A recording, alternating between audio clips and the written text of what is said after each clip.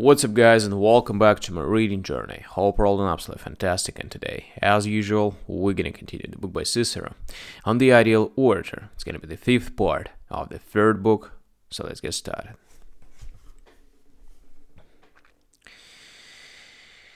For my part, my dear brother Quintus, when I reflect on the disasters that befell those about whom I have just spoken, and on the experiences that I myself have endured because of my incredible singular love of country, I'm often inclined to think that your judgment is sound and wise.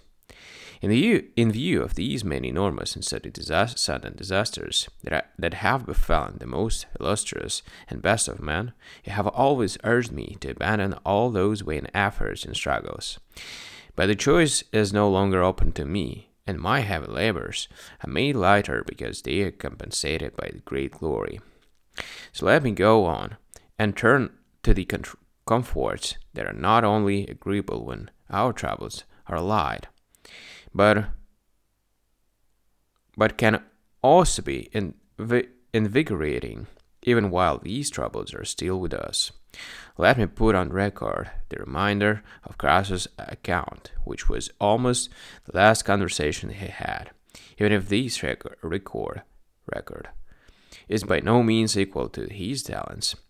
He let me thus, as the best expression of my devotion that I can manage, repay him the debt of gratitude that I owe him.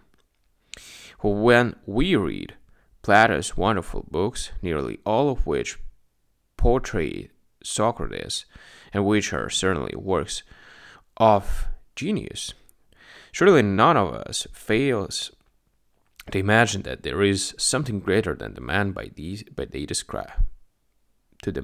they describe.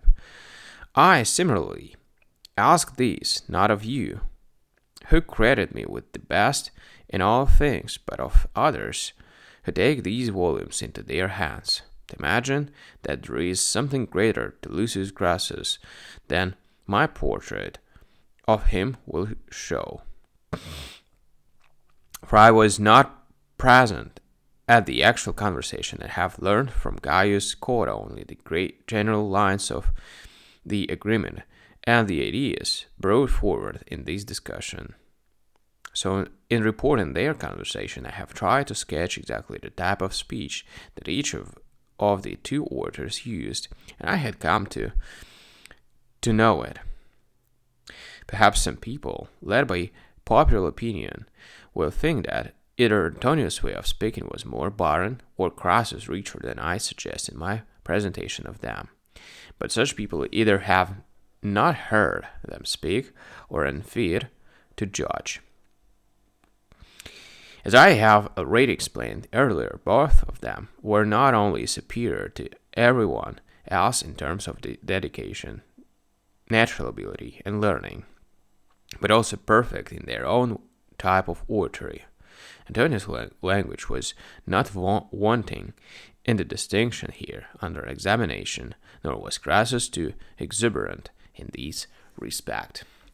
Alright, guys, so we're done with that part. We're going to continue tomorrow the next one. Thank you for joining today on this reading session. See you tomorrow. Bye.